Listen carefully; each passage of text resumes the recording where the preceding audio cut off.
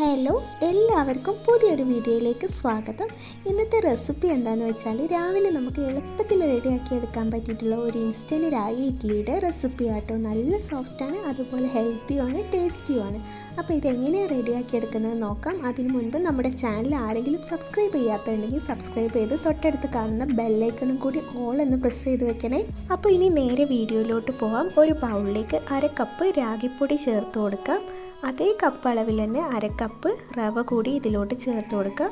വറുത്തതോ വറുക്കാത്തതോ ഏത് റവ വേണമെങ്കിലും ആഡ് ചെയ്ത് കൊടുക്കാം കേട്ടോ. ഞാനിപ്പോൾ വറുക്കാത്ത റവ 1/2 കപ്പ് ആഡ് ചെയ്ത് കൊടുക്കുന്നത്.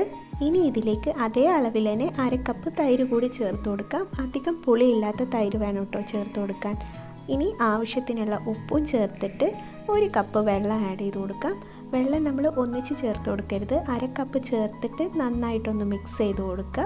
എന്നിട്ട് ഇനി വെള്ളം വേണമെന്നുണ്ടെങ്കിൽ 1/2 കപ്പ് കൂടി ചേർത്ത് കൊടുക്കുക. എനിക്കിപ്പോൾ 1 കപ്പ് വെള്ളം ചേർക്കേണ്ടി വന്നിട്ടുണ്ട്. ബാക്കിയുള്ള 1/2 കപ്പ് കൂടി ചേർത്തിട്ട് നന്നായിട്ട് ഇതുപോലെ മിക്സ് ചെയ്തിട്ട് 20 മിനിറ്റ് ഒന്ന് റെസ്റ്റ് ചെയ്യാൻ വെക്കാം. 20 മിനിറ്റിന് ശേഷം ഇത് നല്ല തിക്കായിട്ട് വന്നിട്ടുണ്ടാകും. അപ്പോൾ ഇതിലേക്ക് 1/4 സ്പൂൺ ബേക്കിംഗ് സോഡ കൂടി ചേർത്തിട്ട് ഒന്നും കൂടി മിക്സ് ചെയ്ത് കൊടുത്തതിന് ശേഷം മാറ്റി വെക്കുക.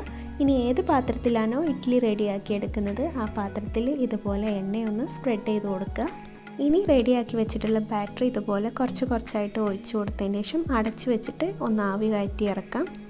ഇപ്പോൾ ഇഡ്ഡലിയൊക്കെ ഇവിടെ റെഡിയായി വന്നിട്ടുണ്ട്. ജസ്റ്റ് നമുക്കൊന്ന് ചെക്ക് ചെയ്ത് നോക്കാം ഉൾഭാഗമൊക്കെ കറക്റ്റായി വന്നിട്ടുണ്ടോയെന്ന്. നല്ല പക്കായിട്ട് വന്നിട്ടുണ്ട് കേട്ടോ. ചൂടാറി കഴിയുമ്പോൾ ഇതുപോലെ ഇഡ്ഡലി തട്ടിൽ നിന്ന് മാറ്റി കൊടുക്കാം.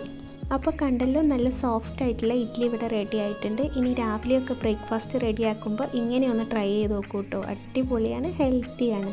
ഇനി നമുക്ക് ഇഷ്ടമുള്ള കറികളുടെ കൂടെ ഇത് കഴിക്കാം കേട്ടോ. കറി വേണ്ടാത്തവർക്ക് അങ്ങനെയും കഴിക്കാം. ഞാനിപ്പോൾ ഒരു ടൊമാറ്റോ ചട്നിയുടെ കൂടെയാണ് ഇത് സെർവ് ചെയ്തിട്ടുള്ളത്. ഉൾഭാഗമൊക്കെ നല്ല സോഫ്റ്റ് ആയിട്ട് വന്നിട്ടുണ്ട്. അപ്പോൾ ഇൻഷാ അല്ലാഹ് അടുത്തൊരു വീഡിയോ ആയിട്ട് കാണുന്നവരെ ടാറ്റാ ബൈ. എല്ലാവരും സേഫ് ആയിട്ടിരിക്കുക, ഹാപ്പി ആയിട്ടിരിക്കുക.